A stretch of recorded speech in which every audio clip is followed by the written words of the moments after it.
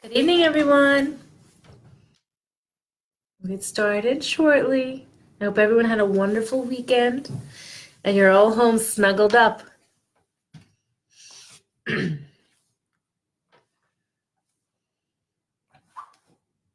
Hi, Ava. And Ryan, if you're there. Hi, Triple H.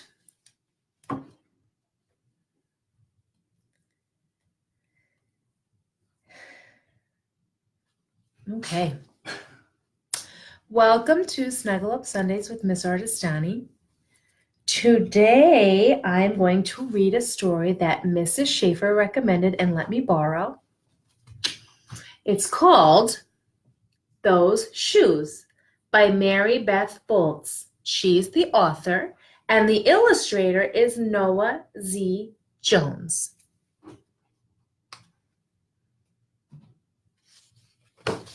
Hi, Luengos.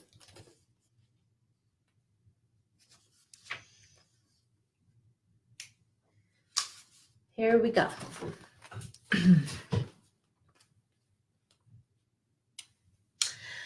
I have dreams about those shoes, black high tops, 2 white stripes.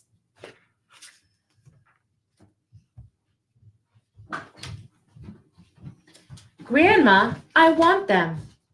There's no room for want around here, just need, Grandma says. And what you need are new boots for winter.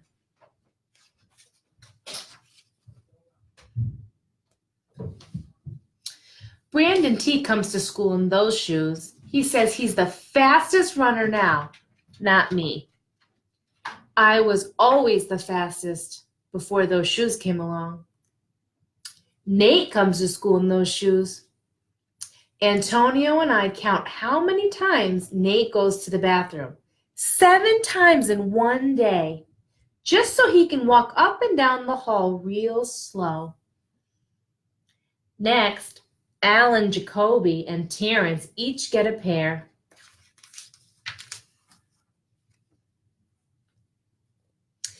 Then one day, in the middle of kickball, one of my shoes comes apart. Looks like you can use a new pair, Jeremy, Mr. Alfrey, the guidance counselor, says, and he brings out a box of shoes and other stuff that he has for kids who need things. He helps me find the only shoes that are my size and Velcro, like the ones my little cousin Marshall wears. They have an animal on them from a cartoon I don't think any kid ever watched.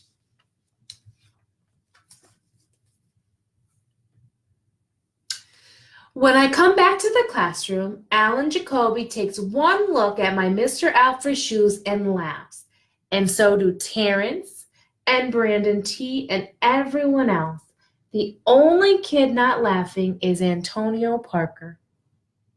At home, Grandma says, "How kind of Mr. Alfrey." I nod and turn my back.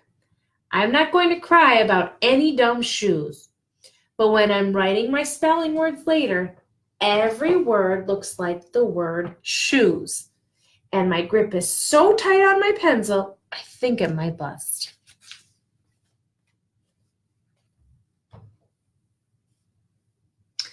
On Saturday, Grandma says, "Let's check out those shoes you're wanting so much. I have a little bit of money set aside. Might be enough, you never know." At the shoe store, Grandma turns those shoes over so she can check the price. When she sees it, she sits down heavy. "Maybe they wrote it down wrong," I say. Grandma shakes her head.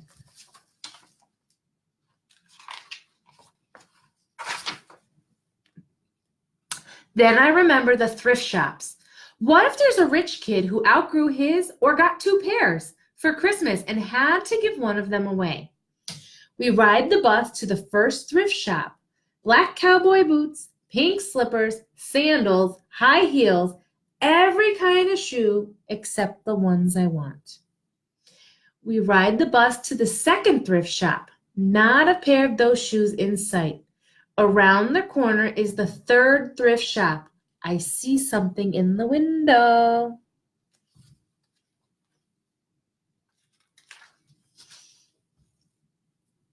Sorry for that glare, boys and girls. Let's see if I can change it around for you. There we go. Black shoes with 2 white stripes. High tops, perfect shape. $2.50. Those shoes. My heart is pounding hard as I take off my shoes and hitch up my baggy socks. How exciting, Grandma says. What size are they? I shove my foot into the first shoe, curling my toes to get my heel in. I don't know, but I think they fit.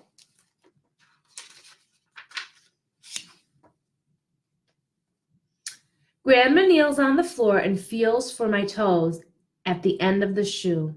Oh, Jeremy, she says, I can't spend good money on shoes that don't fit. I pull the other shoe on and try to walk around. They're okay, I say, holding my breath and praying that my shoes will fall off, my toes will fall off right then and there, but my toes don't fall off. I buy them anyway with my own money, and I squeeze them on and limp to the bus stop.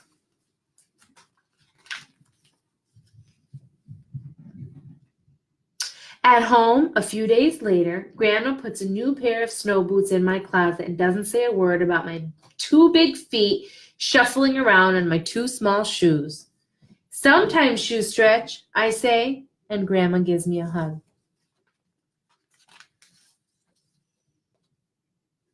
I check every day, but those shoes don't stretch. I have to wear my Mr. Alfrey's to school instead.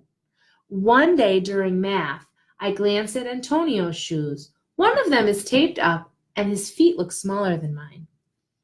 After school, I head to the park to think. Antonio was there, the only kid who didn't laugh at my Mr. Alfrey shoes.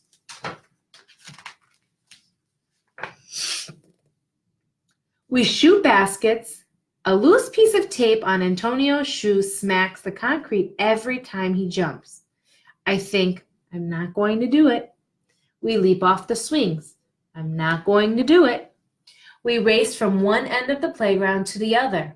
I'm not going to do it, I say. Do what? Antonio says, breathing hard. What do you think he's not going to do? Let's see. Grandma calls me for supper and invites Antonio over too. After supper, he spies my shoes. How come you don't wear them? Antonio asks. I shrug.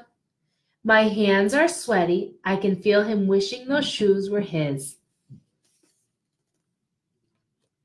That night, I am awake for a long time thinking about Antonio. When morning comes, I try on my shoes one last time.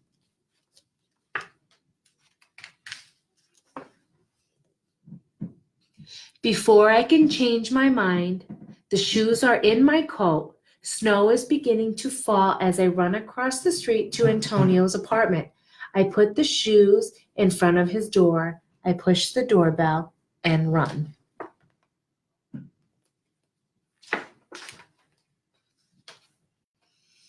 At school, Antonio is smiling big in his brand new shoes. I feel happy when I look at his face and mad when I look at my Mr. Alfrey shoes. But later, when it's time for recess, something happens. Everywhere there is snow. Leave your shoes in the hall and change into your boots, the teacher announces. Leave your shoes in the hall. It's then I remember what I have in my backpack. New boots, new black boots that no kid has ever worn before. Standing in line to go to recess, Antonio leans forward and says, "Thanks." I smile and give him a nudge. Let's race. The end. Well, I have to thank Mrs. Schaefer tomorrow because that was a really good story and I enjoyed it. Boys and girls, sometimes there's things that we want, like Grandma said, need versus want. And there's things that we want that maybe other boys and girls have that we really want. But remember, our moms and our dads and our grandmas and everyone that takes care of us work very hard to try to give us everything we need. So our friend here, Jeremy, did something selfless and gave the shoes that he really wanted to his friend who just really needed shoes. Jeremy had perfectly good sneakers that worked and brand new boots, but his friend was really struggling. So I hope you think about that. Think about those acts of kindness that you can do, especially the ones when you think no one's looking and you do something and go out of your way like Jeremy did. And Antonio knew. Boys and girls, I hope you have a wonderful night. As we get closer to the holiday season, remember there will be things that you may want that you're not able to get, but remember that your parents and your grandparents will get you everything that you need. I hope you all have a wonderful night. I hope you're all grateful for the things that you have, the roof over your head, your warm beds, full bellies, and all the things that really matter. Remember to snuggle up with a good book every night.